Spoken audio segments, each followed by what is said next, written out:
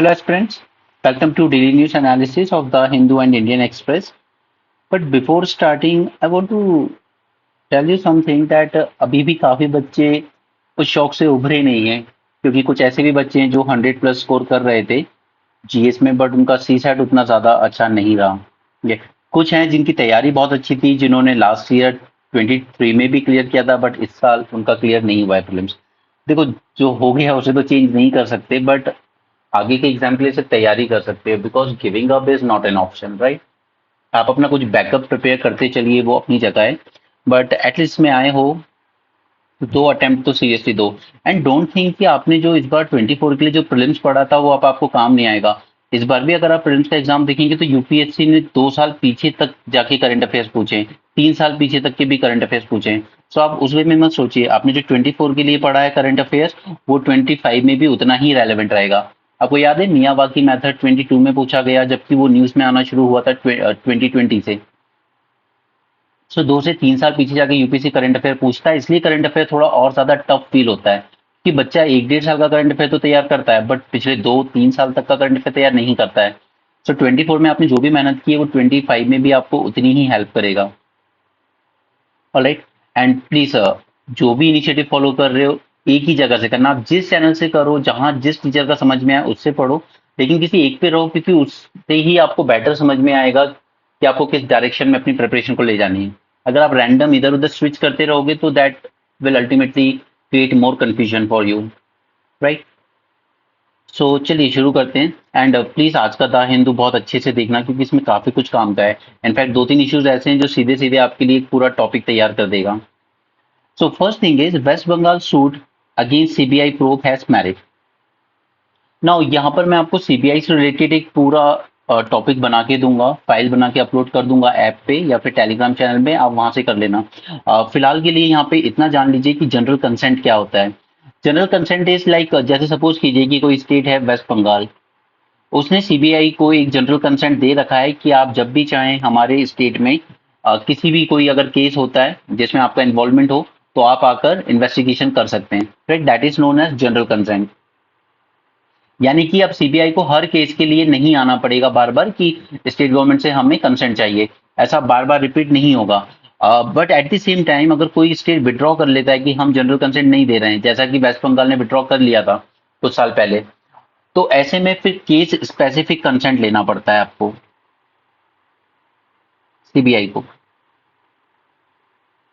Okay, तो ये उसी केस से रिलेटेड आया था। वेस्ट बंगाल का कहना है कि हमने जनरल कंसेंट विड्रॉ कर लिया था सीबीआई को जो दिया जाता है, और बदले में उसके बाद भी सेंटर की डायरेक्शन पे सीबीआई ने हमारे यहाँ पर 10 से 12 केस रजिस्टर किए हैं, राइट। तो इसी को लेकर एक सूट फाइल किया गया था कि ये जो फेडरलिज्म है उसको वायलेट करता है, और ये मैटर सुप्रीम कोर्ट में गया था। बट सुप्रीम कोर्ट के इस केस पे जाने से पहले हम 2 3 केस जरूर डिस्कस करेंगे। एक केस था विनीत नारायण का, विनीत नारायण केस 1997। ठीक है, ये सारे नोट्स मैं आपको दे दूंगा, आपको मिल जाएगी फाइल। बट अभी के लिए फिलहाल समझने की कोशिश कीजिए। Vineet Narayan case versus union of India 1997 का केस था। यहाँ पर सुप्रीम कोर्ट ने कुछ स्टेप्स लेड डाउन किए थे to secure the autonomy of CBI, ताकि ये गवर्नमेंट का कंट्रोल ना रहे इस पे, ये ऑटोनमस एंड अनबायस्ड वे में अपना काम कर सके। और यहीं पे इसने फिक्स कर दिया था कि जो सीबीआई के डायरेक्टर होंगे उनको 2 ईयर का फिक्स टेन्योर दिया जाए। ऐसा नहीं कि सीबीआई डायरेक्टर ने अगर आपकी पार्टी के किसी मेंबर के खिलाफ या पॉलिटिशियन के खिलाफ इन्वेस्टिगेशन कर दी तो आप उसको ट्रांसफर कर दो या उसको रिमूव कर दो। सिमिलरली 2014 में एक और केस आया सुब्रमण्यम स्वामी का, सुब्रमण्यम स्वामी वर्सेस डायरेक्टर ऑफ सीबीआई। यहाँ पर पहले एक चीज होती थी कि सीबीआई को जब भी कोई इन्वेस्टिगेशन वगैरह करनी है तो उसको सेंट्रल गवर्नमेंट से परमिशन लेनी पड़ती थी इंक्वायरी करने के लिए। इस केस में सुप्रीम कोर्ट ने जो सेक्शन 6A था कि Delhi special police establishment act का, क्योंकि देखिए सीबीआई का अपना कोई एक्ट नहीं है, वो अपनी पूरी पावर ड्रॉ करता है from Delhi special police establishment act of 1946। इसी से पूरी पावर ड्रॉ करता है सीबीआई, उसका कोई सेपरेट एक्ट नहीं है। एनआईए की तरह एनआईए का अपना सेपरेट एक्ट है, इसका नहीं है। ठीक है, तो यहाँ पे सेक्शन 6A जो था इसको सुप्रीम कोर्ट ने क्वैश कर दिया था। ये सेक्शन कहता था कि आपको पहले सेंट्रल गवर्नमेंट से अप्रूवल लेना होगा फॉर एनी इंक्वायरी और investigation into corruption case against senior civil servants, senior like आपकी जो मिनिस्ट्रीज में सेक्रेटरीज वगैरह होते हैं उनके खिलाफ। तो सुप्रीम कोर्ट ने कहा था कि नहीं, ये वायलेट कर रहा है आर्टिकल 14 को, जो कि इक्वालिटी की बात करता है, क्योंकि लॉ तो सबके लिए इक्वल है। तो फिर आप सीनियर सेक्रेटरी हो, आप ब्यूरोक्रेट हो, doesn't matter. Okay, so this was the second case. First was Vinit Narayan, second was 2014 Subramanian Swamy, and third case was Common Cause. Common cause versus union of India 2018 का case था। यहां पर section 4A को लेकर interpretation किया था इसी act के, डीपीएससी एक्ट के सेक्शन 4A को लेकर इंटरप्रिटेशन किया था, और उसने कहा था कि यहाँ पर सिर्फ गवर्नमेंट की मर्जी पर डायरेक्टर अपॉइंट नहीं होना चाहिए, एक सिलेक्शन कमेटी बनाई है जिसमें प्राइम मिनिस्टर भी होंगे, जिसमें लीडर ऑफ अपोजिशन भी होंगे, और चीफ जस्टिस ऑफ इंडिया होगा, या फिर चीफ जस्टिस ऑफ इंडिया का कोई नॉमिनी हो सकता है। ये तीनों मिलकर डिसाइड करेंगे कि किसको डायरेक्टर सिलेक्ट किया जाएगा। Okay. और other than this, supreme court also directed that any transfer और change in CBI director duties should be done only with prior consent of this committee. Okay, तो ये तीन इंपॉर्टेंट केस थे जो समझना जरूरी है इस केस को समझने से पहले, राइट। बाकी सीबीआई के रिलेटेड जो भी डिटेल्स वगैरह हैं वो सब आपको एक डॉक्यूमेंट में मिल जाएगी आज। क्लियर? तो चलिए इसको शुरू करते हैं। फिलहाल के लिए सुप्रीम कोर्ट ने वेस्ट बंगाल का जो कंसेंट था, उसने जो सूट फाइल किया था उसको अपहेल्ड किया है कि हाँ, कॉन्स्टिट्यूशनल ओवररीच हो रही है, there is this is violating the federalism by unilaterally employing the CBI without states prior consent. State अगर कंसेंट दे देता है उसके बाद अगर इंक्वायरी होती है तो कोई दिक्कत नहीं है, लेकिन अगर स्टेट कंसेंट विड्रॉ कर ले उसके बाद भी आप इंक्वायरी कर लेते हो, सीबीआई केस रजिस्टर कर लेती है किसी स्टेट गवर्नमेंट के अगेंस्ट, तो फिर वो फेडरलिज्म के फीचर को वायलेट करता है, और यही सुप्रीम कोर्ट ने यहाँ पर अपहेल्ड किया है। ओके, तो सुप्रीम वेस्ट बंगाल की ये बात तो यहाँ पर वैलिड हुई है, first of all. Okay, and second thing is कि पहली बात तो आप याद कीजिए कि ओरिजिनल ज्यूरिसडिक्शन, सुप्रीम कोर्ट की ओरिजिनल ज्यूरिसडिक्शन याद है किस लिए यूज होती थी ये? This was always use because in case of dispute between centre versus state. Centre versus state के जो भी डिस्प्यूट आते हैं उनको हम लोग ओरिजिनल ज्यूरिसडिक्शन अंडर आर्टिकल 131 उसके अंडर ही सुप्रीम कोर्ट ये एग्जामिन करता है, under article 131 original jurisdiction which deals with power of supreme court in disputes between centre and state.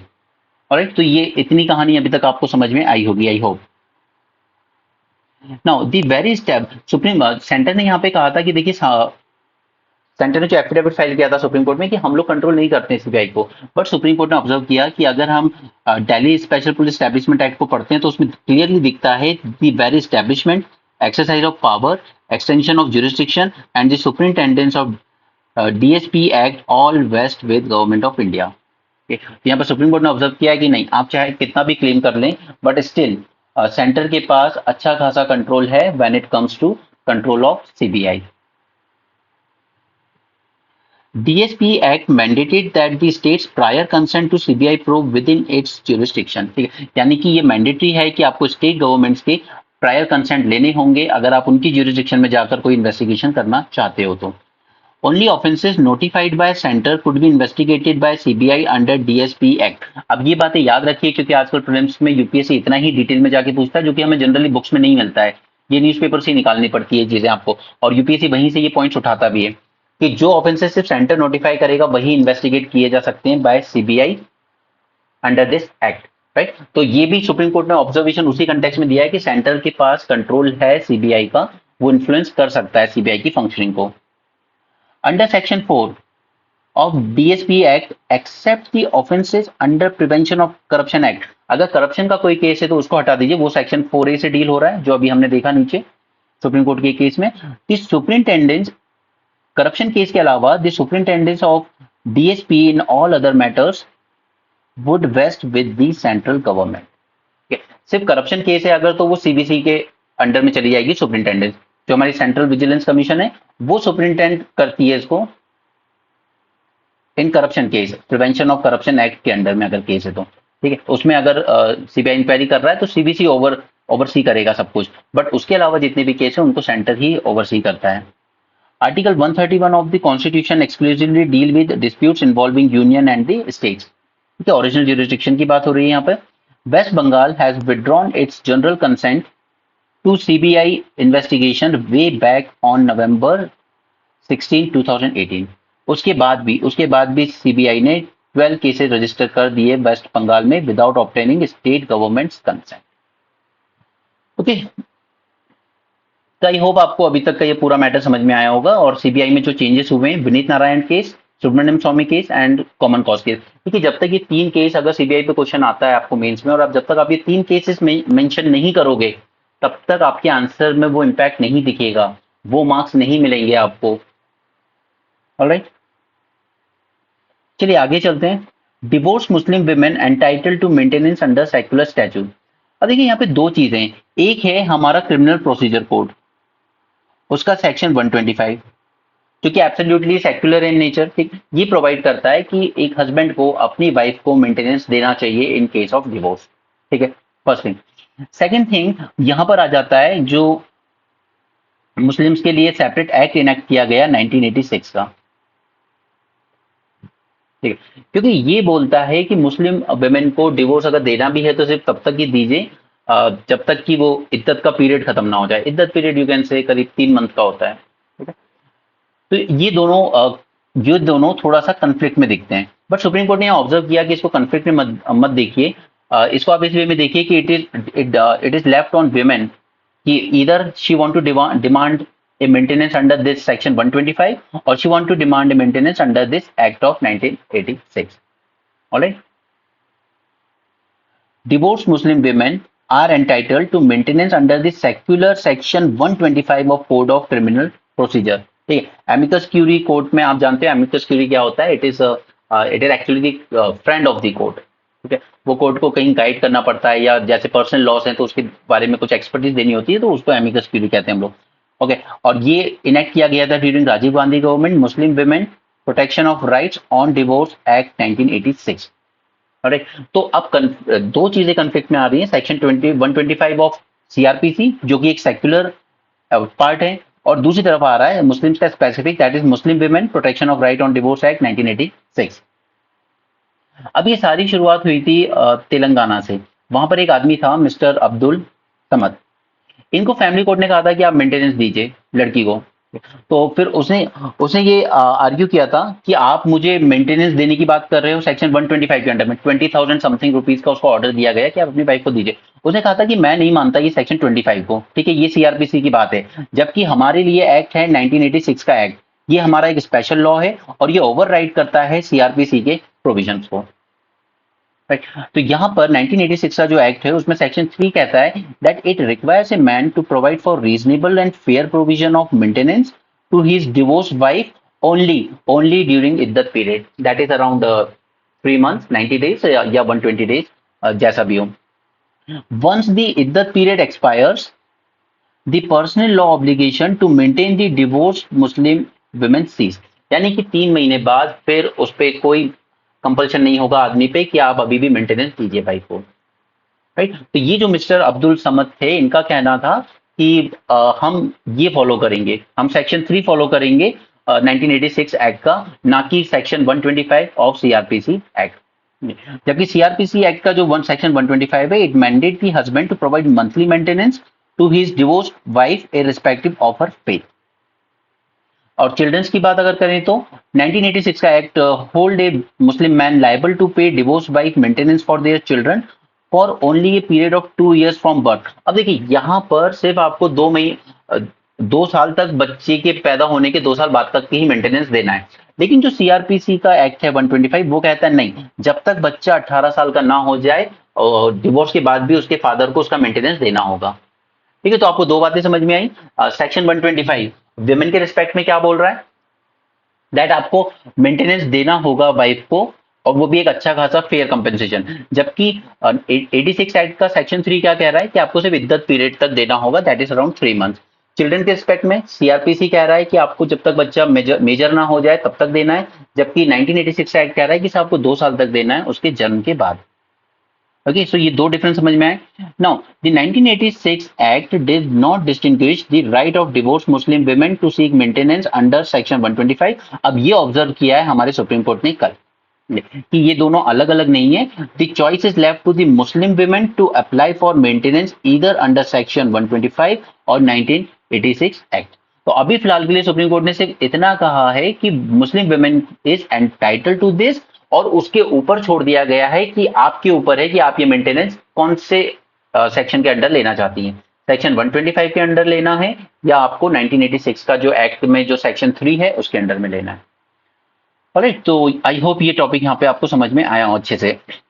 Now see, ये चीज आपको थ्रू आउट द ईयर तो याद नहीं रहेंगी, बट आई विल एम्फेसाइज कि अगर आप इस तरह की चीजें लिखते हैं जैसे section 125 CrPC, section 3 of 1986 act, तो आपके आंसर में एक अलग ही लेवल का वेटेज आता है। और ये चीज श्रुति शर्मा के आंसर में सबने देखी थी कि इसके आंसर की क्वालिटी बहुत अच्छी थी, बहुत ज्यादा अच्छी थी इनफैक्ट, राइट। क्योंकि उसने जब मैं आपके साथ जो मेन सीरीज डिस्कस करता हूँ ना, तो उसका बेनिफिट यही है कि हमने मेंस के टाइम टॉपिक के ब्रॉडर पर्सपेक्टिव समझ लिया, याद कर लिया। उसके बाद अंदर जैसे हमने अपना कोई एक पॉइंट लिखा, ठीक है, उसके अंदर जब हम एक एरो लगा के इस तरह की चीजें लिखेंगे कि अंडर सेक्शन 125 ऐसा है, सेक्शन 3 ऐसा है, तो वो दिखाएगा आपका in depth knowledge. Okay, so mains 450 plus series को मैं हमेशा ये नहीं कहता हूँ कि बस रेडीमेड नोट से रट लो, नहीं।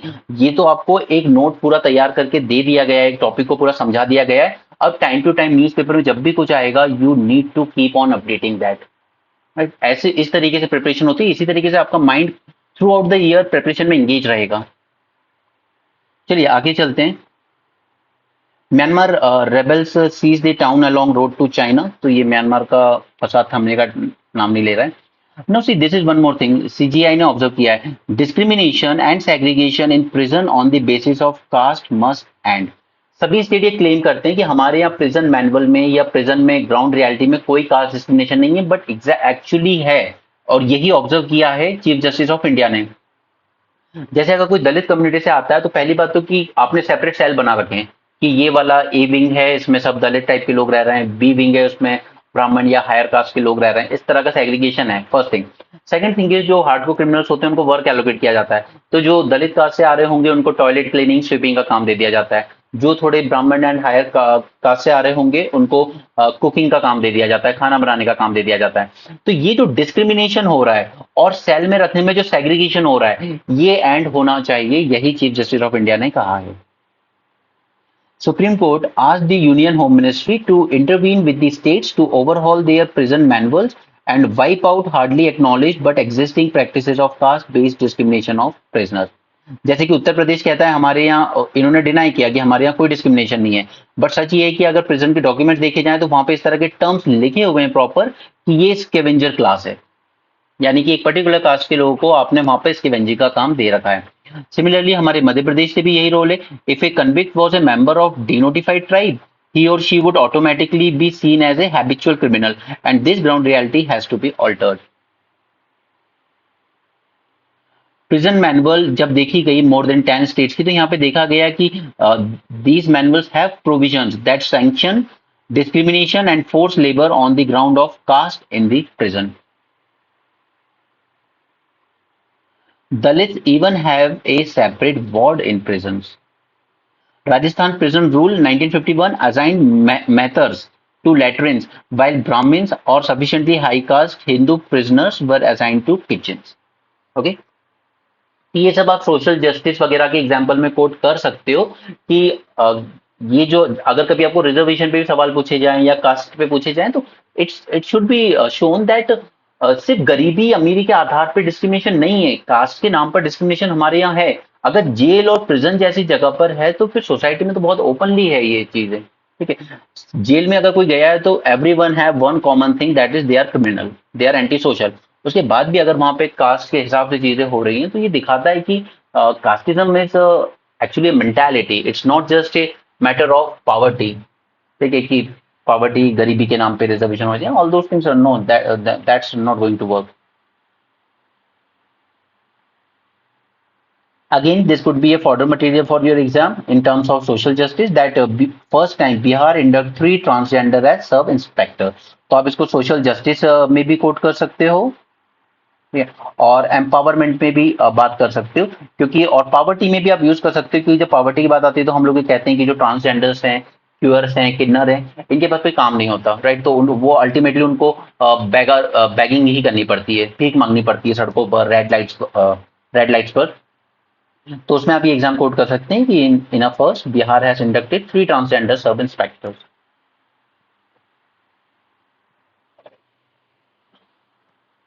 आई थिंक आपने रॉकेटरी मूवी देखी होगी मिस्टर नंबी नारायण की। अगर नहीं भी देखी तो एटलीस्ट इनका केस पता होगा कि he was working as a rocket scientist, but Kerala police के एक ऑफिसर ने, बल्कि एक ऑफिसर की पूरी टीम ने, अब ऐसा माना जाता है कि यूएसए और सीआईए के इशारों पर हुआ था कि यहाँ के पुलिस ऑफिसर ने इनको फ्रेम कर दिया था कि ये जासूसी का काम कर रहे हैं। Okay, he is a spy, ये इंडिया विरोधी काम कर रहे हैं, और ये केस 95 के अराउंड का है। बट इसको जस्टिस मिलते मिलते 2007 आ गया था। और तब भी किसी इंसान के इतने साल खराब करके आपने उसको सिर्फ 50 लाख कंपेंसेशन दे दिया। बट ये जो पुलिस वाले थे, जो कल्प्रिट्स थे, इवन उन पुलिस वालों को प्रोटेक्ट करने वाले जो पॉलिटिशियंस थे, उनका अभी तक कुछ नहीं बिगड़ा जाता। बाकी आप रॉकेटरी मूवी देख लेंगे तो वो अच्छी है। विजिंजम, विजिंजम पे मैंने आपको नोट दिया था टेलीग्राम ग्रुप पे, मैंने इसको एक शॉर्ट नोट दे दिया था, क्योंकि पोर्ट के क्वेश्चन आ जाते हैं आजकल, मैच का फॉलोइंग में आते हैं हालांकि। ठीक है, हमारे इंडिया में इतने सारे पोर्ट्स हैं, मेजर पोर्ट्स भी है, माइनर पोर्ट्स भी, बट हमारी प्रॉब्लम ये है कि हमारे जो पोर्ट्स हैं वो ज़्यादा डीप वेसल्स को टैकल नहीं कर पाते हैं, राइट। इसलिए हम लोग एक न्यू पोर्ट बनाने जा रहे थे त्रिवनंतपुरम पे, बन गया है, अडानी ग्रुप को ही काम दिया गया है। Vizhinjam international sea port, India first deep water container transshipment port. क्योंकि अभी हमारे यहाँ बड़े शिप आ नहीं पाते हैं, इसलिए या तो हम कोलंबो ले जाते हैं पहले, या फिर सिंगापुर ले जाते हैं, या मलेशिया के पोर्ट्स पे ले जाते हैं, फिर वहां से छोटी छोटी शिप में हम लोग अपने इंडिया में लेकर आते हैं, right? तो उससे क्या होता है कि एक तो हमारे फॉरेक्स रिजर्व भी जा रहे हैं, क्योंकि हमें वहां पे सर्विस जो दे रहे हैं उनको देना पड़ेगी। दूसरा कि हमारे पोर्ट्स इंटरनेशनल शिपिंग के लिए एक फेवरेबल डेस्टिनेशन नहीं बन पाते हैं, क्योंकि उनको या तो कोलंबो जाना पड़ेगा या सिंगापुर जाना पड़ेगा। तो हमारा खुद का रेवेन्यू लॉस भी हो रहा है। सेकंड थिंग हो गई। Third thing is third thing is कि हमारे पोर्ट्स का जो टर्न अराउंड टाइम है, और टर्न अराउंड टाइम बहुत मैटर करता है इस चीज में। आपके पोर्ट का टर्न अराउंड टाइम कितना होगा वो डिसाइड करेगा कि आपके पोर्ट को कितना ज्यादा शिप्स यूज करना पसंद करती है। हमारे यहाँ टर्न अराउंड होते होते 3 दिन 4 दिन लग जाते हैं, जबकि दूसरे जो एफिशिएंट पोर्ट्स पे आप जाएंगे सिंगापुर वगैरह पे, तो वहां पे with in 24 hours turn around time हो जाता है। अब टर्न अराउंड टाइम डिपेंड करता है आपके कस्टम क्लियरेंस प्रोसीजर्स पर, कि आपके यहाँ का कस्टम क्लियरेंस का मैकेनिज्म कितना फास्ट है, कितना ऑटोमेटिक है, कितना डिजिटलाइज है। अगर आपसे पेपर वर्क चेक करेंगे, ये चेक करेंगे, वो चेक करेंगे, तो उसमें बहुत टाइम लग जाएगा, तो फिर वो शिप्स आपके यहाँ आना अवॉइड करती हैं, तो उसमें भी आपको रेवेन्यू लॉस होता है। तो ये 3-4 इंपॉर्टेंट चीजें हैं। सो फर्स्ट चीज को हमने सॉल्व करते हुए क्या किया कि हमने पहला, इंडिया का पहला deep water container transshipment port बनाया है विजिंजम में। Okay, this is first thing, यानी कि हमें कोलंबो और सिंगापुर की तरफ नहीं जाना पड़ेगा।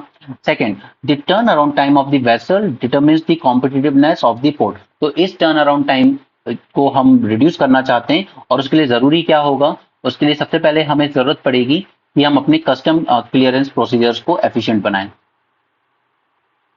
ठीक है, क्विक हो, ऑटोमेटिक हो और डिजिटलाइज हो, ताकि जल्दी हो जाए। क्योंकि ये जो टर्न अराउंड टाइम ज्यादा लगता है, it is only due to complex custom clearance.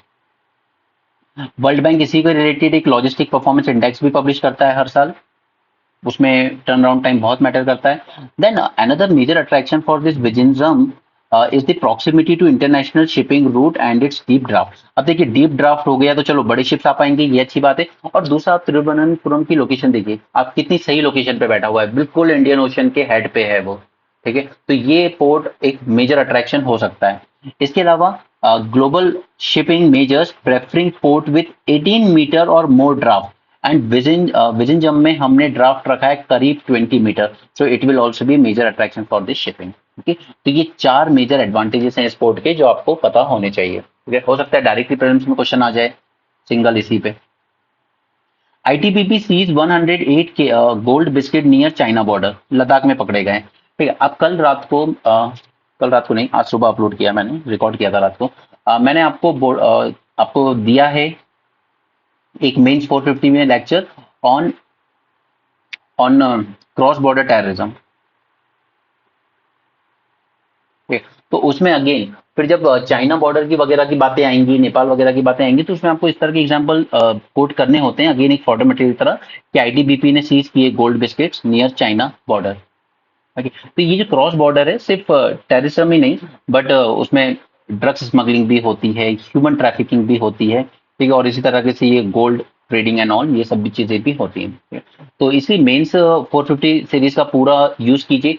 एक बार को नोट्स पूरे बना लीजिए हर टॉपिक पर। और ये देखिए मेंस 450 सीरीज मैं आपके साथ खत्म कर दूंगा अगले 4-5 महीने में, ठीक है। मेंस आंसर राइटिंग शुरू करने से पहले मैं आपके साथ ये पूरे 450 इंपॉर्टेंट टॉपिक्स कंप्लीट कर दूंगा, ठीक है। एक बार इन टॉपिक से आपका नोट्स बन गया उसके बाद आपको न्यूज़पेपर से बस उनको फॉर्दर मटेरियल अपडेट करते हुए चलना है। स्टिकी नोट लीजिएगा, उस पर लिख दीजिएगा कि क्या करंट में और नया आया है जो आपके उनमें पॉइंट्स में ऐड हो सकता है।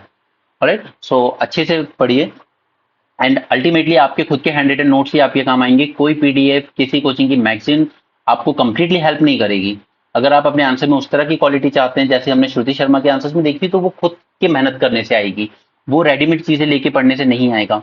Apple alerts user of being targeted by Pegasus like spyware. क्योंकि पेगासस जासूसी जो है ना वो रियल थी, सुप्रीम कोर्ट ने एक्सेप्ट नहीं किया उसको, वो बात अलग है, क्योंकि सभी शायद डरे हुए थे क्योंकि उसमें चीजें ही ऐसी निकल के आई थी। सीबीआई डायरेक्टर और उनकी वाइफ के फोन टैप किए गए, सुप्रीम कोर्ट जजेस, chief justice of India, even जो फॉर्मर चीफ जस्टिस हैं रिटायर्ड हैं उनके भी, उनकी वाइफ्स के भी फोन टैप किए गए।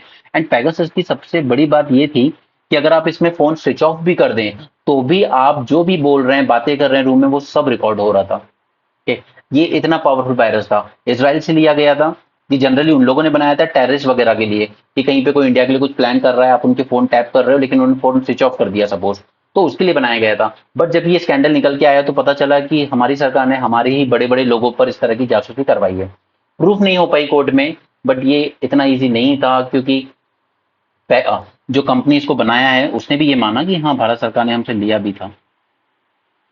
एनीवे, लोग खुल के इसलिए भी ज्यादा नहीं बोल पाए इस केस में क्योंकि सबको डर था कि हमारे कुछ सीक्रेट्स। अब सीक्रेट्स में ऐसा नहीं है कि आपके सिर्फ पर्सनल लाइफ के सीक्रेट, सीक्रेट मतलब आपकी जो सबसे ज्यादा जो ब्लैक मनी लेके बैठे हैं ना लोग बड़े बड़े पोस्ट पे, ठीक है, और इस ब्लैक मनी की चीज से कोई भी अछूता नहीं है, ना सीबीआई में बैठे हुए लोग, ना सुप्रीम कोर्ट में बैठे हुए लोग, और ना ही आर्मी के बड़े बड़े पोस्ट पर बैठे हुए लोग, ठीक है। एवरी वन हैव दिस, और ये सारी डिटेल्स आपके फोन्स में होती हैं, और उन्हीं चीजों को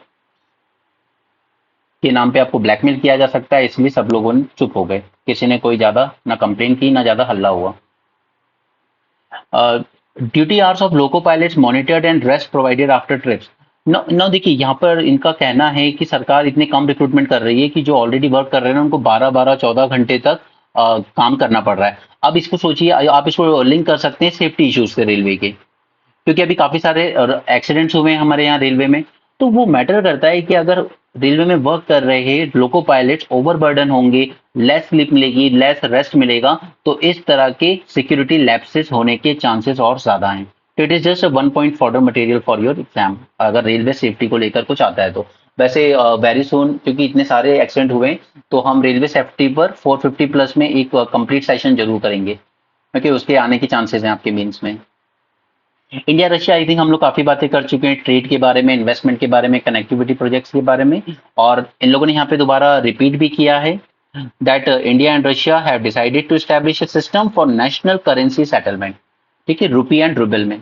बट वो हो नहीं पा रहा है। हमने नोस्ट्रो वोस्ट्रो अकाउंट भी खोले बट कुछ नहीं हुआ उसमें। बस हमने जो ऑयल परचेज किया उसके बदले में जितना भी रुपी रशिया को मिला वो यही नोस्ट्रो वोस्ट्रो अकाउंट में एक्यूमुलेट होता चला गया। नोस्ट्रो वोस्ट्रो अकाउंट यानी कि हमारे बैंक्स के साथ, उनके बैंक के साथ हम वहीं पे खोल देंगे ताकि वो हमसे जो एक्सपोर्ट कर रहे हैं तो रूबल वहीं डिपॉजिट करा दें और वो लोग हमारे यहाँ खोल लेंगे। इंडिया के बैंक में जो खोला जा रहा है उसको वोस्ट्रो कह रहे हैं, हम लोग उनके यहाँ जो खेल रहे हैं तो नोस्ट्रो कह रहे हैं, ठीक है। तो वो आप सेम वर्ड यूज कर सकते हो।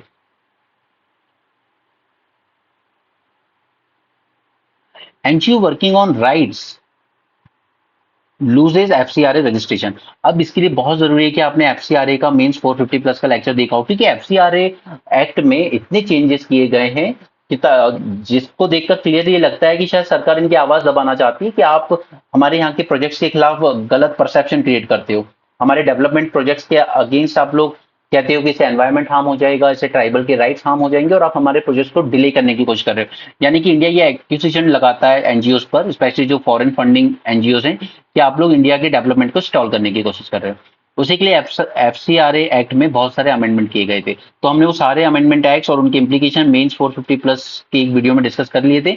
तो वो अगर आपके पास तैयार है तो उसमें आपको सिर्फ एक पॉइंट और ऐड करना होगा, इस एनजीओ का नाम, ताकि आपके फॉर्डर मटेरियल के काम आए, ताकि आपका नॉलेज विद करंट लिंकेज के साथ आंसर में दिखे। Home Ministry on Wednesday cancelled the FCRA registration of parent entity of non profit centre for financial accountability, ठीक है, ये इसका नाम है, which monitors and critically analyze the role of financial institutions and their impact on development, human rights and the environment। यानी कि suppose लीजिए कोई बैंक अगर लोन दे रहा है किसी डेवलपमेंट प्रोजेक्ट को, और फिर ये देखा जाए कि यार यहाँ पर ये प्रोजेक्ट आने से एनवायरमेंट को हार्म हो सकता है, ट्राइबल्स को हार्म हो सकता है, तो ये इस तरह के फाइनेंशियल इंस्टीट्यूशंस के रोल को एनालाइज करता है, ठीक है, ये काम है इस एनजीओ का। CFA had highlighted that additional projects sanctioned in SEZ operated by Adani Group in the Kutch region of Gujarat will compound environmental hazards and increase health risks for people while further polluting the environment and accelerating degradation of the ecology। जहां भी Adani group का नाम आ जाता है तो आप समझ लीजिए कि आपका लाइसेंस कैंसिल होने ही वाला है। तो जिस जिसने अडानी ग्रुप के अगेंस्ट कोई भी नाम दिया, चाहे वो राहुल गांधी हो, महुआ मोहित हो, इन्होंने पार्लियामेंट में जहां अडानी ग्रुप के बारे में कुछ भी मैटर रेज किया, उन दोनों की सदस्यता चली जाती है, फिर सरकार आपको लपेट देती है किसी ना किसी केस में। अदरवाइज तो उनसे ज्यादा अनशन बोलने वाले भी गर्व से घूम रहे हैं। एनीवे यहाँ पे आप इस पॉइंट को ऐड कर सकते हैं अपने नोट्स में अगर आपने वो मेंस का सेशन देखा है तो। एंड प्लीज आप उस मेंस सीरीज को ज्वाइन जरूर कीजिए, वो जरूरी है, ठीक है, वो आपके ऊपर है, उसमें आपको 6,000 में पूरे 18 मंथ्स भी मिल सकता है एक्सेस, और या फिर आपको 1,000 रुपीज पर मंथ में भी मिल सकता है, मंथली आपकी मर्जी है। Anyway, centre asks states to raise awareness of cadaver donations. अब इंडिया में एक प्रॉब्लम क्या है कि हमारे यहाँ पर लोग ना तो ऑर्गन डोनेशन को ज्यादा प्रेफर करते हैं और ना ही कभी as it is as such body को डोनेट करना पसंद करते हैं। और जब तक ये चीजें नहीं होंगी तब तक न्यू साइंटिस्ट जो डॉक्टर्स हैं, रिसर्चर्स हैं, वो कैसे कोई न्यू डेवलपमेंट कर पाएंगे, कोई न्यू इन्वेंशन कर पाएंगे या न्यू रिसर्च सामने आएगी अगर हमारे पास ना ऑर्गन्स हैं ना बॉडी है जिसको रिसर्च पर्पज के लिए यूज किया जा सकता है। तो इसके बारे में अवेयरनेस बढ़ाने के लिए बात की जा रही है।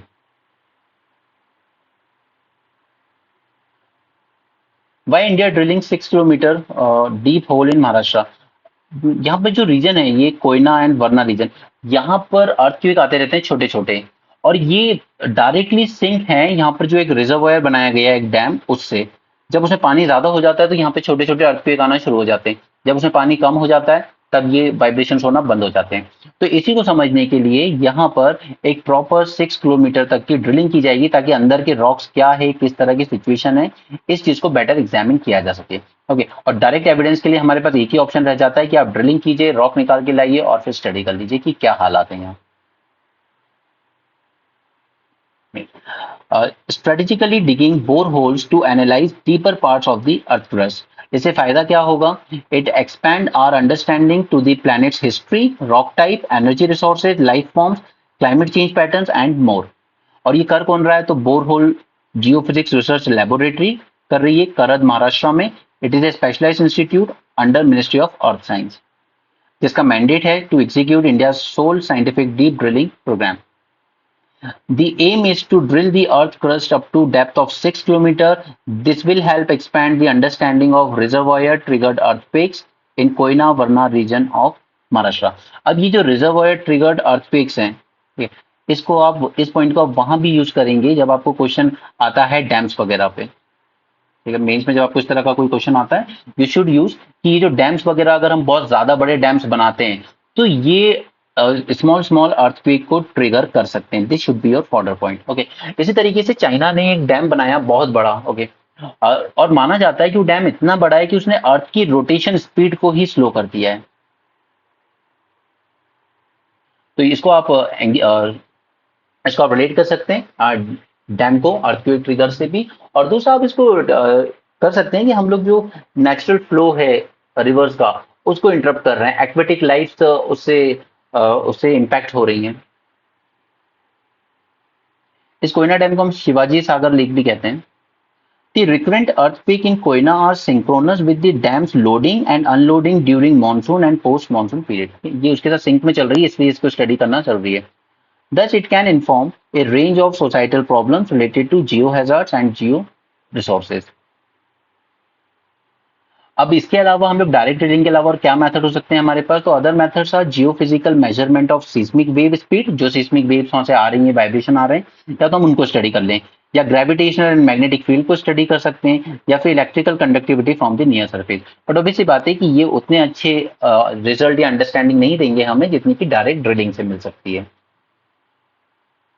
तो अभी तक ये लोग 3 किलोमीटर तक ड्रिल कर चुके हैं और इनको क्या मिला है उसमें? It revealed 1.2 kilometre thick 65 million year old Deccan trap lava flows and below them 2500 2700 million year old granitic basement rocks मिले। ये आज वर्ल्ड पॉपुलेशन डे है, बट यहाँ पे सिर्फ बोल बच्चन है और कुछ नहीं। No one is going to ask you all this. एक गिग वर्कर को लेकर है। गिग वर्कर को लेकर मैंने आपके साथ पहले, बहुत पहले, कि एक प्रॉपर 150 प्लस सेशन और 450 प्लस में एक सेशन किया था कि गिग वर्कर्स के लिए क्या क्या हमें करने की जरूरत है, क्योंकि इसमें कोई सोशल सिक्योरिटी नहीं है, बिल्कुल सोशल सिक्योरिटी नहीं है। नो सी, जब गिग वर्कर टाइप का कंसेप्ट आया था ना, तब लोगों को अच्छा लगा था कि यार ये अच्छा है, हमें कोई एम्प्लॉय एम्प्लॉयर रिलेशनशिप नहीं माननी पड़ेगी, हम जो वर्क करेंगे उस हिसाब से हमें पे मिलेगा, हमें किसी से अटैच होके नहीं रहना पड़ेगा, जब हमें काम जहां मिलेगा वहां कर लेंगे, ठीक है, किसी एक से बंध के नहीं रहना पड़ेगा। तो उस टाइम ये ठीक लगा initially, but over the time उसने दिखाया कि नहीं, यहाँ पे आपका एक्सप्लॉइटेशन बहुत ज्यादा हो रहा है, वर्किंग आवर्स बहुत ज्यादा है, वर्क आता रहता है, आपको दिया जाता रहता है, और उस पे आपको जो पे भी किया जा रहा है वो बहुत कम किया जाता है, सो अंडर पे भी होते हैं। और नेक्स्ट नेक्स्ट थिंग इज कि आपके पास इसमें कोई सोशल सिक्योरिटी नहीं है, ठीक है, कोई फंड आपके लिए क्रिएट नहीं किया जाता, नथिंग। तो फिर जाकर ये रियलाइज हुआ कि गिग वर्कर्स की लाइफ एक बहुत ज्यादा टफ है, इसलिए इसको लेकर एक लॉ बनाने की जरूरत है। तो सबसे पहले राजस्थान की सरकार जो इससे पहले थी अशोक गहलोत जी की, उसने एक लॉ इनेक्ट करने की कोशिश की थी फॉर गिग वर्कर्स। अच्छे लॉज थे, हमने प्रोविजन डिस्कस भी किए थे न्यूज़पेपर के साथ, बट उसके बाद बीजेपी गवर्नमेंट वहां आ गई और वो पूरा लॉ ठंडे बस्ते में चला गया। नेक्स्ट, अब यहाँ पर कर्नाटका गवर्नमेंट ये ट्राई कर रही है, वो लेकर आ रहे हैं platform based gig worker bill 2024। It offers a welcome reprieve but still stop short of any sort of security.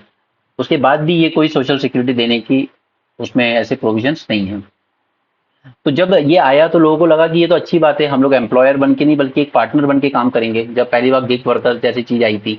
But धीरे धीरे इल्यूजन खत्म हुआ और फिर समझ में आया कि यहाँ पर इनकम क्रैश हो गई, आपकी वर्किंग आवर्स बढ़ते चले गए, there is lack of formal employ status, left workers at the mercy of aggregator and all powerful algorithm. क्योंकि इनका जो भी कमीशन तय होता है ये गिग वर्कर्स का, डिलीवरी बॉयज वगैरह का, वो एक एल्गोरिदम पे बेस्ड होता है। अब वो एल्गोरिदम किस तरीके से फंक्शन करती है ये उनको भी नहीं पता होता। In the absence of safety nets और गवर्नमेंटल रेगुलेशन, क्योंकि कोई रेगुलेशन नहीं है, तो ये जेन्युइन प्रॉब्लम्स हैं गिग वर्कर्स की।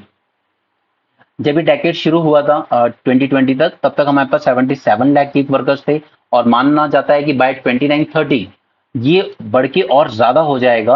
Almost 4.1% of income gig workers के थ्रू आएगी and 6.7% of non agriculture workforce gig working में ही एंगेज होगी।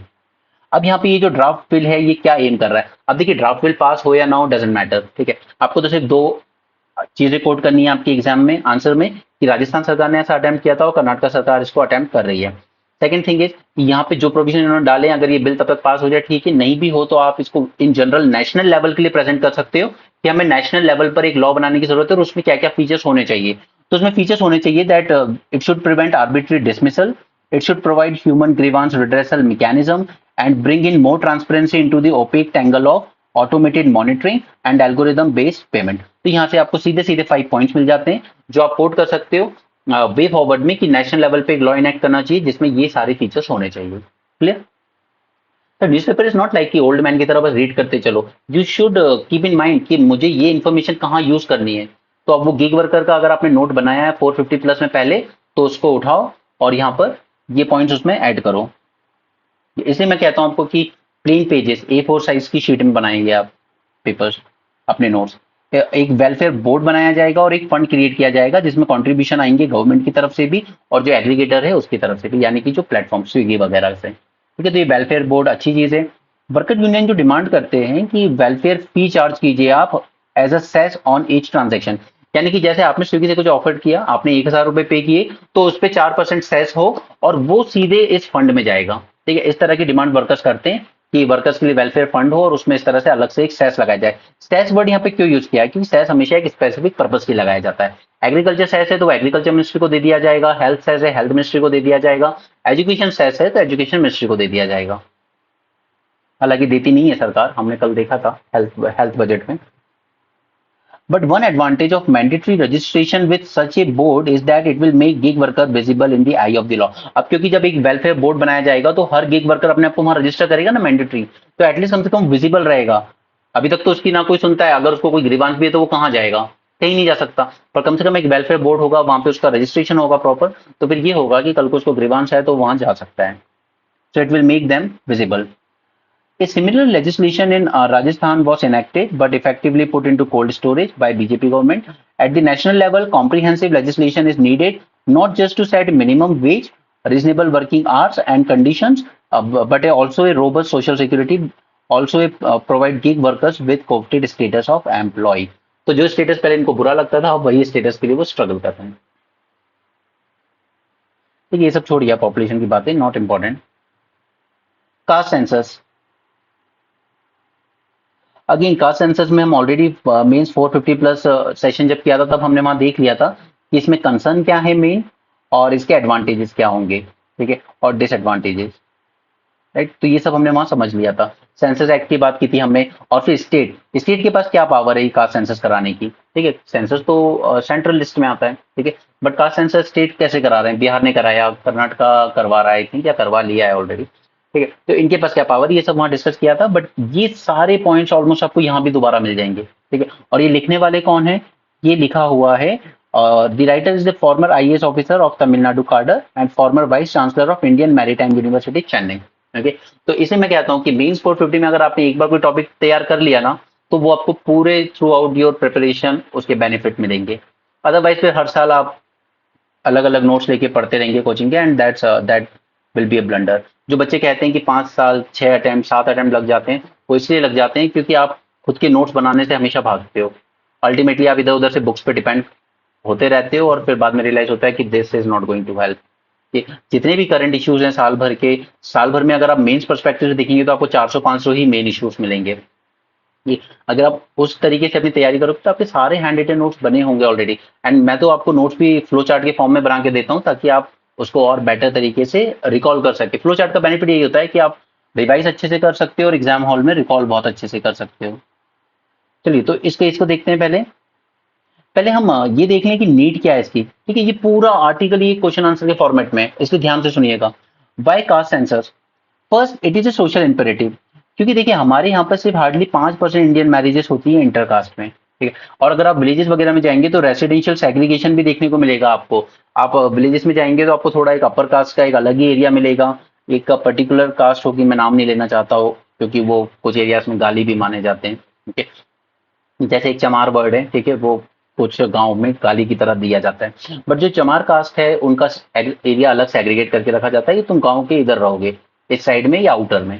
तो ये एक सोशल इंपेरेटिव भी है कि हमें ये जानना चाहिए कि हमारे यहाँ किस कास्ट के कितने लोग हैं, ठीक है। और यहाँ पे पूरा फोकस ओबीसी पे हो रहा है क्योंकि एसटी एससी कास्ट का तो प्रॉपर सर्वे होता है, उनकी पूरी पॉपुलेशन की काउंटिंग होती है, सब कुछ होता है, बट ओबीसी की नहीं होता है, और ये उसी कंटेक्स्ट में ये आर्टिकल लिखा गया। सो फर्स्ट नीड क्या हो गई हमारी, it is a social imperative. ठीक, अब यहाँ पे देखिए जो भी पॉइंट्स आएंगे ना, प्लीज ना तो वो मेरे पर्सनल है तो मुझे मत बोलिएगा, वो पर्सनल पॉइंट्स नहीं है, और जो आर्टिकल में दिए हैं वही है, मैं सिर्फ आपको एक्सप्लेन कर रहा हूँ। Second, it is a legal imperative. Legal क्यों, क्योंकि हमारा कॉन्स्टिट्यूशन क्या कहता है कि हमें सोशल जस्टिस प्रोवाइड करनी है अपने लोगों को, जो पीछे रह गए हैं इतिहास में किसी भी वजह से उनको भी आगे लाना है, बराबरी पे लाना है। चाहे वो रिजर्वेशन आप इलेक्शंस में दे लीजिए, असेंबली और पार्लियामेंट में, या एजुकेशन में दे लीजिए, पब्लिक एम्प्लॉयमेंट में दे लीजिए।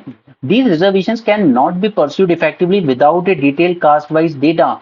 जब तक डेटा नहीं होगा तब तक हम इसको कैसे परस्यू कर पाएंगे, इस लीगल इंपेरेटिव जो सोशल जस्टिस है, जो कॉन्स्टिट्यूशन, एक तो कॉन्स्टिट्यूशन ने वर्ड यूज करा है क्लास इंस्टेड ऑफ कास्ट, ठीक है, बट हालांकि सुप्रीम कोर्ट ने यही कहा है कि ये जो कास्ट है it is A dominant criterion for defining A backward class, ठीक है। ओबीसी का फुल फॉर्म क्या है, अदर बैकवर्ड क्लासेस, तो यहाँ तो क्लास की बात हो रही है, पर सुप्रीम कोर्ट का कहना है कि ये क्लास डिटरमिन करने के लिए भी जो डोमिनेंट क्राइटेरिया है सबसे ज्यादा वो है cast.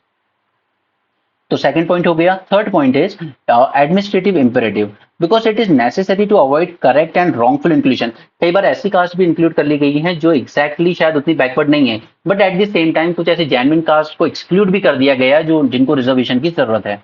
Inclusion of undeserving caste and exclusion of deserving caste, तो ये पता करने के लिए भी हमें एक प्रॉपर कास्ट सर्वे कराने की जरूरत है। And to guard against the few dominant caste in reserve category crowding out others, क्योंकि अगर आप ओबीसी में देखेंगे, या चलिए एसटी की बात करते हैं, करीब 70% जो बेनिफिट है रिजर्वेशन का वो अकेले मीना कम्युनिटी ले जाती है। इसलिए कई बार ट्राइबल ऑर्गेनाइजेशन से आवाजें आती रहती है कि मीना कम्युनिटी को आप बाहर कीजिए ट्राइबल कैटेगरी से। जैसे हमारे मध्य प्रदेश का अगर मैं बताऊं तो 2003 में मीना कम्युनिटी को हमारे यहाँ पर एसटी की लिस्ट से बाहर कर दिया गया था। ओके, लेकिन राजस्थान में मीना कम्युनिटी अभी भी ट्राइब्स में आती है। ऑल इंडिया एग्जाम्स में they take benefit of ST reservation. Okay, this is just example. Okay, nothing against Meena community. Fourth is it is a moral imperative. That is, in absence of detailed caste-wise data, this has helped a quarter of elites among upper caste and OBC to corner disproportionate share. ठीक है, जब तक ये proper data नहीं होगा तब तक कुछ जो थोड़े से बैकवर्ड क्लास में भी जो थोड़े फॉरवर्ड हैं वो लोग इसका पूरा बेनिफिट कॉर्नर कर लेते हैं और उन्हीं की कम्युनिटी में ज्यादा पिछड़े लोग अभी भी पिछड़े रह जाते हैं। अब यहाँ पे कंसर्न क्या रेज किए जाते हैं कि इससे डिसएडवांटेज क्या होगा। यहाँ पर इन्होंने डिसएडवांटेज भी बहुत अच्छे से डिस्कस करें। फर्स्ट, लोगों का ये कहना है कि इससे सोशल डिवीजन और बढ़ जाएंगे, बट द थिंग इज कि हमारे यहाँ सोशल डिवीजन आज से नहीं है, 3000 साल से है। ठीक है, और फिर हम लोग जो सेंसस करते हैं उसमें हम रिलीजन का भी डेटा रखते हैं, लैंग्वेज का भी रखते हैं, रीजन का भी रखते हैं, तो वो तो ये भी डिविसिव है। ठीक है, तो इन पे भी डिवीजन हो सकता है, फिर तो ये भी हटा देने चाहिए। अगर इनसे डिवीजन नहीं क्रिएट हो रहा है सोसाइटी में तो फिर कास्ट जानने से भी डिवीजन क्रिएट नहीं होगा। राइट, तो ये फर्स्ट कंसर्न था जिसको ये खुद डिसमिस करते हैं कि ये बिल्कुल बेवजह का कंसर्न है। सेकंड कंसर्न है it will be N administrative nightmare, क्योंकि अकेले एससी में कितनी है 1234 कास्ट, एसटी में कितनी है 698, बट ओबीसी में होंगी करीब 4000 से ज्यादा कास्ट। तो इनको ये लगता है कि इसको एडमिनिस्ट्रेटिवली कंडक्ट करवाना आसान नहीं होगा। ठीक है, बट जैसे कि बिहार ने करके दिखाया, कर्नाटका ने करके दिखाया कि अगर आप अपने जो सर्वे कर रहे हैं उनको अच्छे से ट्रेन करते हो, आप प्रॉपर फॉर्मेट लेके जाते हो तो ये चीजें की जा सकती हैं। Third third point is that it will fuel demand for increase reservation. हो सकता है, but at the same time हमें ये जानना भी जरूरी है कि आखिर वो कौन लोग हैं जिनको अब रिजर्वेशन की जरूरत नहीं है। तो उनको बाहर करने के लिए भी आपको पहले ये जानना होगा कि हमारे पास डेटा है प्रॉपर या नहीं।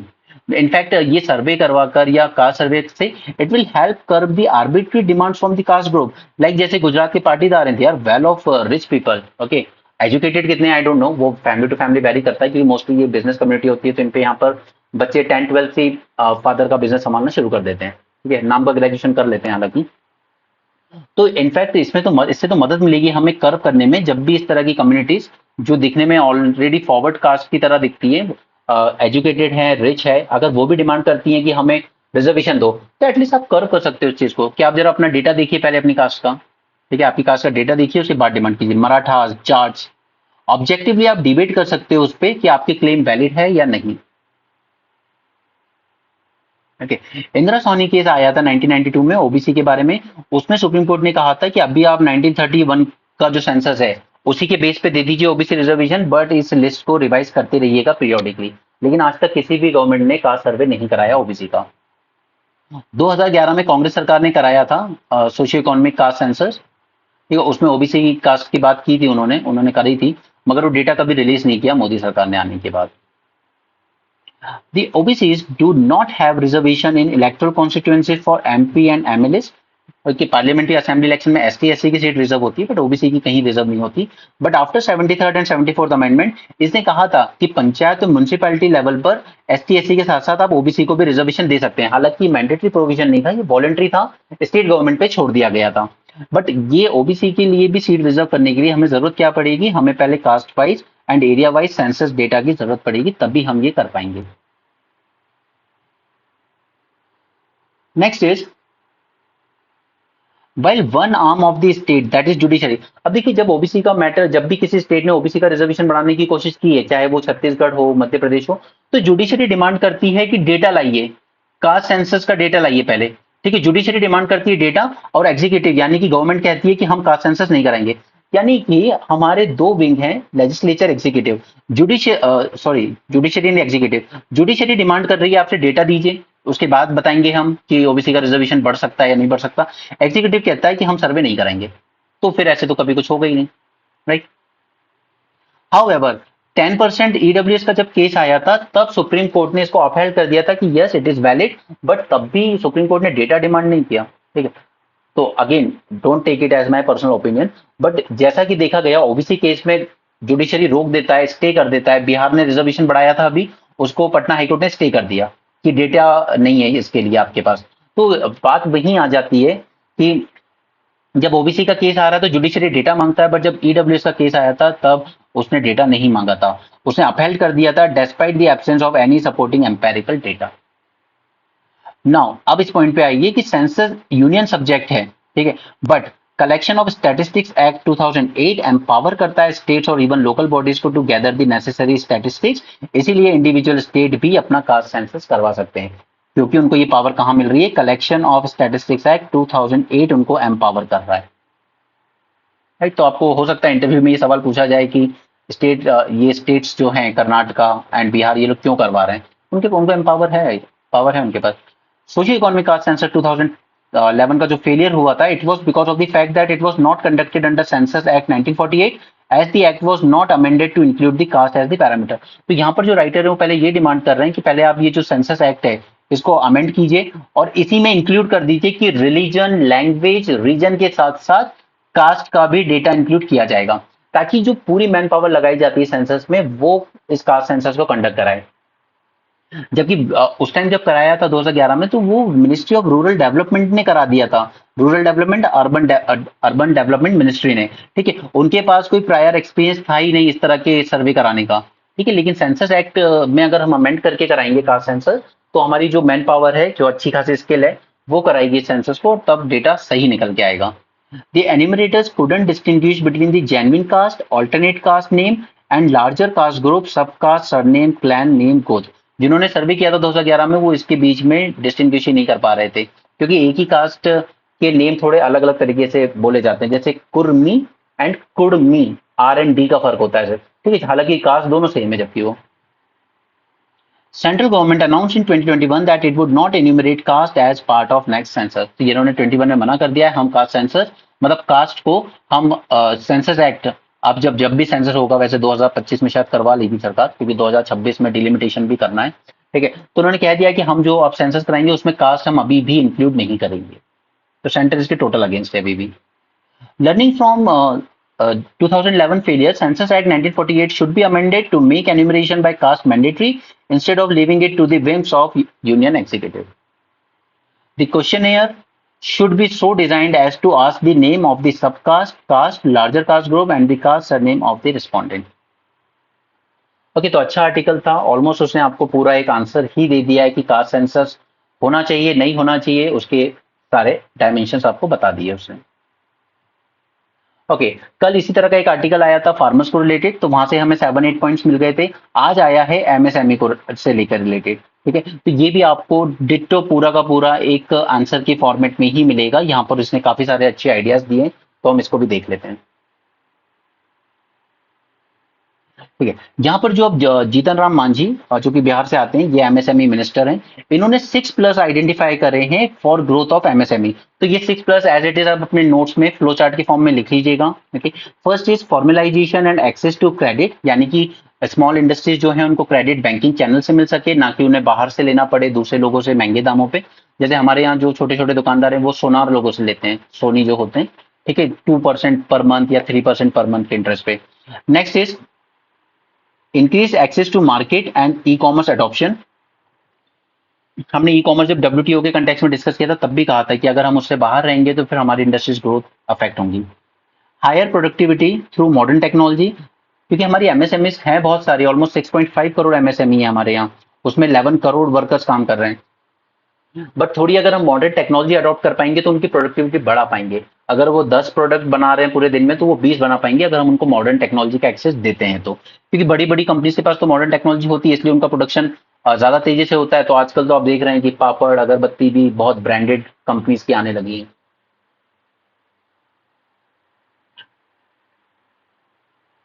Fourth point is enhance the skill level and digitalisation in the service sector, support to khadi village and coir industry to globalize them, and empowerment of women and artisans through enterprise creation।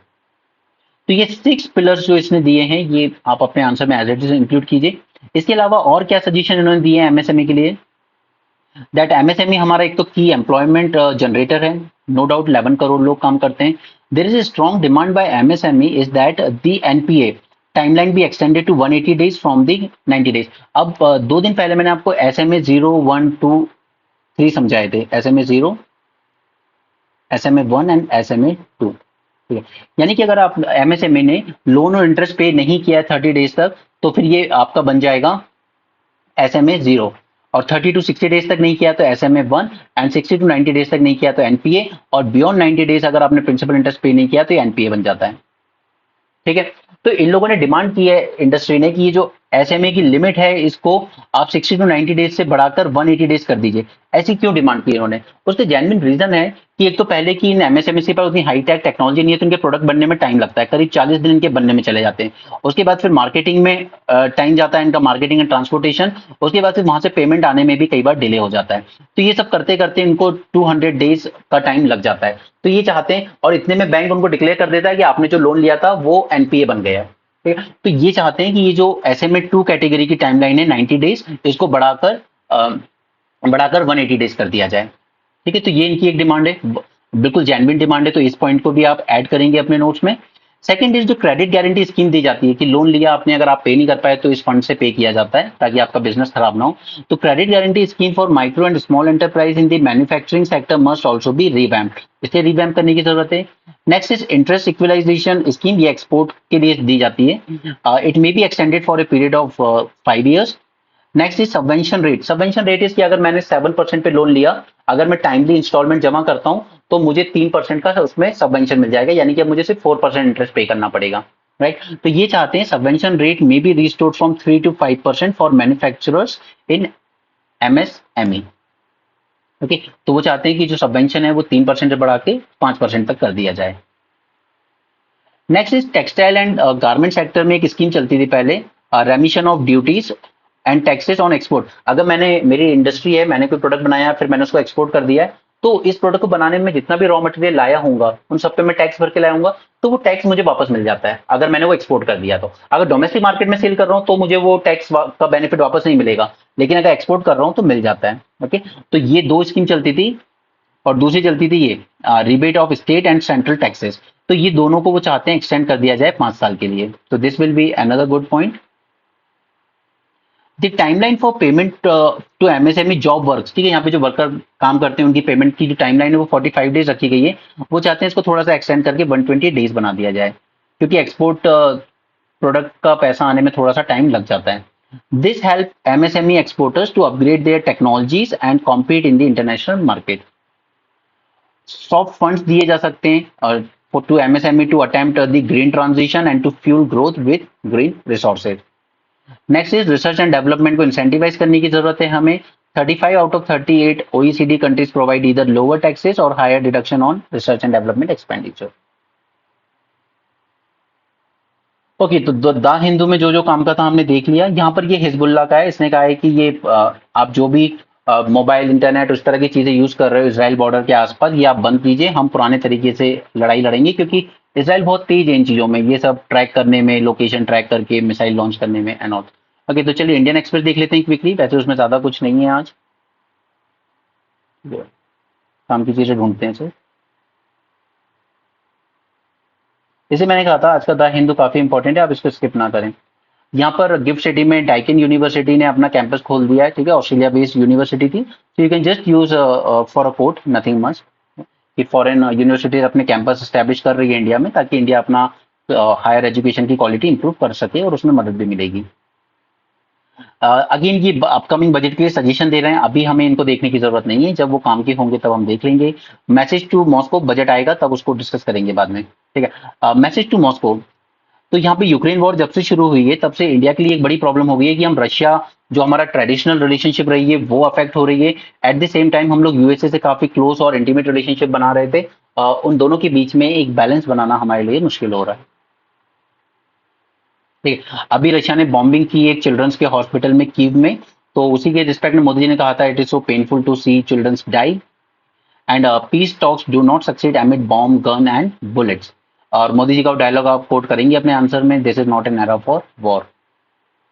India to play the role of a bridge between Russia and the West, ये India के पास actually एक advantage भी है कि आज waste और Russia बात करना नहीं चाह रहे हैं, और रशिया के साथ चाइना भी रख लीजिए आप, ठीक है, इन दोनों के बीच में अगर कोई एक ब्रिज का काम कर सकता है तो वो इंडिया, तो ये एक अपॉर्चुनिटी भी है। ठीक है, एक तो हमारे पास एक तो चाइना फैक्टर आ जाता है और दूसरी तरफ इंडिया की deep and growing ties with US and Europe. India long standing dispute चल ही रहा है चाइना के साथ, क्योंकि वो एग्रेसिव है हमारी बॉर्डर पर। But at the same time हमें रशिया के ऑयल और आर्म्स की भी जरूरत है। आर्म्स अगर हम न्यू नहीं भी खरीद रहे हैं, तो ऑलरेडी जो हमारे पास इतने सारे सॉफ्टवेयर एंड हार्डवेयर हैं रशियन ओरिजिन के, उनके स्पेयर पार्ट्स और उनका मेंटेनेंस तो चाहिए ना हमें, इसलिए हम रशिया को ज्यादा एंटेगोनाइज नहीं कर सकते। Dallas balancing act is growing more demanding in a polarised world. और इस बार यूएस इलेक्शन भी है, अगर ट्रम्प जैसा कोई आदमी वापस आता है तो वो और दिक्कत करेगा। ठीक है, हालांकि इंडिया के पास एक ही ऑप्शन है, that India should continue engage with all partners. ठीक है, फ्रॉम नॉन अलाइन टू हम लोग को अब क्या बनना है, मल्टी अलाइन। क्वाड है, I2U2, Shanghai cooperation organisation based on economic and strategic interest. Sorry sorry. Now, पिछले जुलाई से इस साल के जून तक हमारा जो टेम्परेचर रहा है वो हाईएस्ट रहा है, एंड ये ब्रीच कर गया है 1.5 को, क्योंकि यहाँ पर एक रिपोर्ट कहती है कि हमने 1.64 डिग्री सेल्सियस हॉट हुआ है हमारा climate compare to fossil fuel era, यानी कि 1750 के बाद से। ठीक है, तो अब इसका मतलब ये तो नहीं है कह सकते हम कि हमने 1.5 का जो पेरिस क्लाइमेट का टारगेट था उसको ब्रीच कर दिया। ब्रीच तो नहीं किया है, क्योंकि वो मेजर किया जाता है डेकेडल एवरेज में। अगर पूरा डेकेड ही हमने ब्रीच करते रहे वो, जैसे इस साल किया है, तो फिर मान लेंगे, पर अभी ऐसा नहीं है।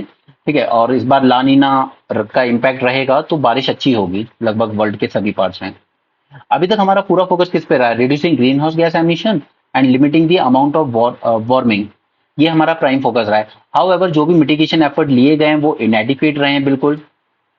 अभी तक हम लोग ये डिसाइड नहीं कर पाए कि कौन ज्यादा रिस्पॉन्सिबिलिटी, ज्यादा बर्डन लेगा डिकार्बनाइजेशन का। आईपीसीसी की सिंथेसिस रिपोर्ट कहती है that measures to build resilience are largely small scale, reactive and incremental, with most focusing on near term risk. अभी वर्ल्ड जो पूरा फोकस कर रहा है वो नियर टर्म रिस्क पे देख रहा है, वो उधर नहीं देख पा रहा है कि 2100 तक क्या होगा। हमें जरूरत है अपनी फूड सिक्योरिटी इंश्योर करने के लिए, we need a weather proof agriculture, we need to secure people's livelihood, we need to protect the vulnerable from rising sea and rivers and strengthen the healthcare system.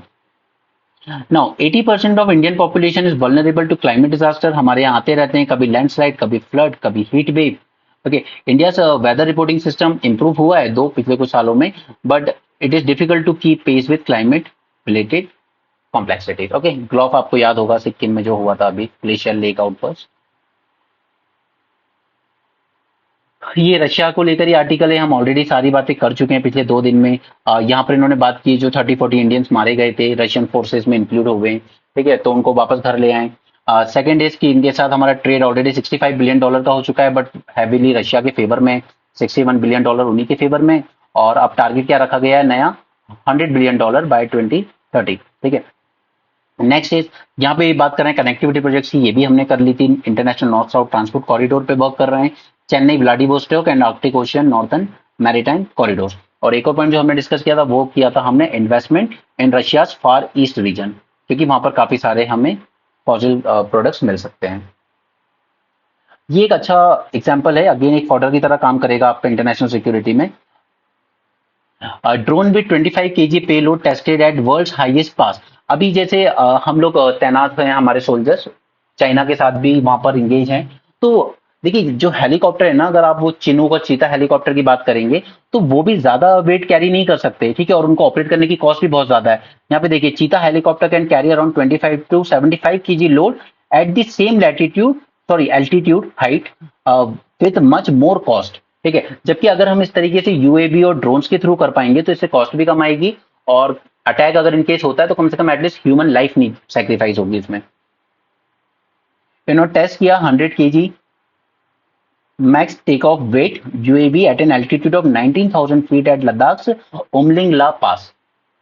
Okay, तो ये एक fodder material की तरह आप coat कर सकते हो कि अगर इस तरह से यूएवी के थ्रू, ड्रोन्स के थ्रू हम लोग मटेरियल सप्लाई कर पाएंगे अपने सोल्जर्स को एट दी फ्रंट, तो ये काफी इजी हो जाएगा। अब सोचिए आपकी सियाचिन में या कारगिल में भी ये जो टी कॉफी के लिए मिल्क वगैरह कोई भी प्रोडक्ट आपको पहुंचाना होता है ना, इनकी कॉस्ट बहुत होती है, काफी खर्चा आता है वहां तक पहुंचाने में। तो अगर वो चीज हम ड्रोन्स के थ्रू पहुंचा पाएंगे तो ये स्ट्रेटेजिकली भी अच्छा होगा और लॉजिस्टिकली भी।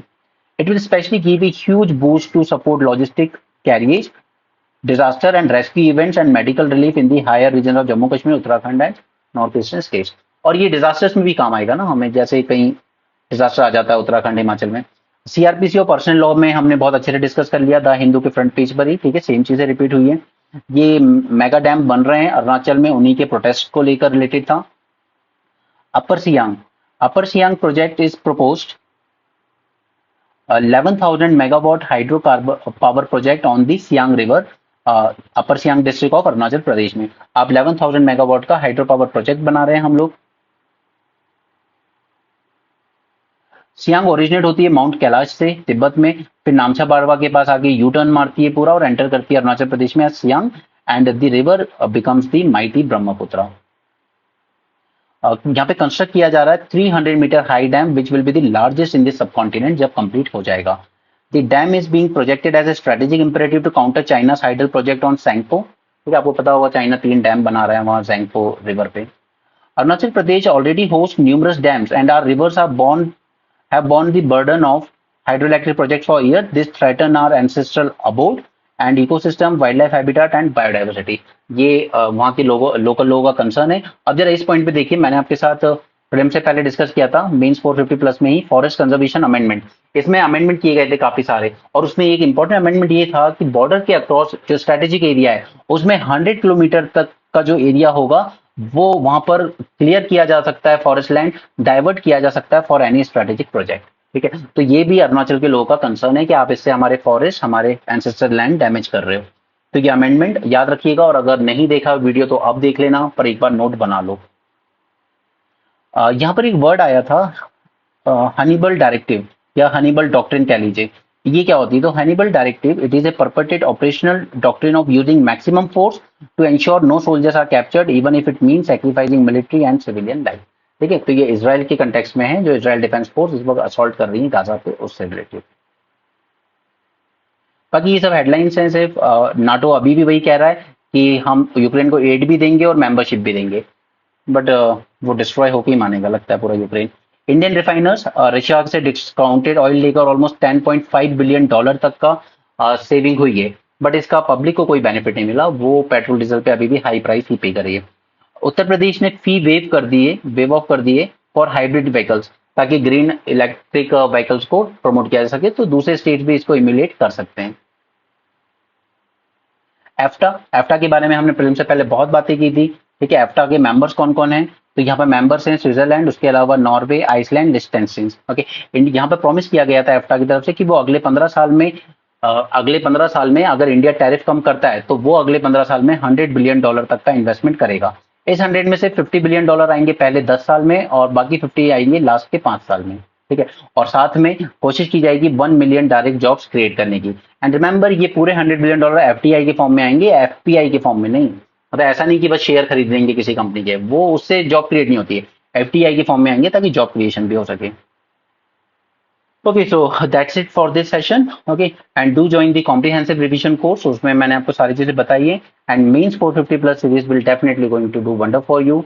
एंड ब्रेनस्टॉर्मिंग सेशन आप डेली अटेंड कीजिए। आप 3 से 4 महीने जब इस तरीके से ये अटेंड करेंगे, उसके बाद जब हम आंसर राइटिंग प्रॉपर शुरू करेंगे, तब आप अपने अंदर वो इंप्रूवमेंट देखेंगे कि आंसर राइटिंग फिर कितनी ईजी बन जाती है, अगर आप ये 2 सेशन रेगुलरली फॉलो कर रहे हैं तो, along with newspaper analysis, right. And lastly, comprehensive course में आपको पूरा स्टैटिक सिलेबस करवाया जाएगा, बट स्टैटिक सिलेबस शुरू होगा अराउंड दिसंबर मंथ से, राइट। उसके पहले हम अपने पूरे करंट पे वर्क कर रहे हैं।